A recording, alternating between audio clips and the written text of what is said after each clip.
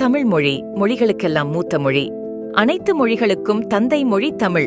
தமிழ் மொழி ஒன்றால் மட்டுமே சாகா கல்வியை எளிதில் கற்பிக்க முடியும் என்பார் வள்ளலார். இவ்வளவு சிறப்புமிக்க தமிழ் மொழியை அனுபஷத்தார், அதாவது ஆண் பெண் சேர்க்கையால் கருத்தரித்து உருவாகி பூமியில் வாழும் நம்மவர்களுக்கு கற்பித்தவர்கள் யார் என்றால் சம்புபஷத்தார், அதாவது ஆண் பெண் சேர்க்கை இல்லாமல் வாக்கினால் சொன்னவுடன் கருத்தரித்து உருவாகி வாழ்பவர்கள் என்கிறார் வள்ளலார்.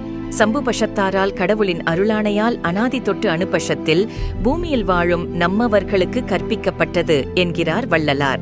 சம்புபஷத்தில் பரசிவ நிலையை அடைந்தவர்களை அருட்பெருஞ்சோதி ஆண்டவரின் இடது கால் கடை விரல் நகத்தில் இருக்கின்ற சிறு துகள்கள் என்றும், அனுபஷத்தில் பரசிவ நிலையை அடைந்தவர்களை அருட்பெருஞ்சோதி ஆண்டவரின் பாதுகைக்கு புறத்தே இருக்கின்ற துகள்கள் என்று கூறுகிறார் வள்ளலார்.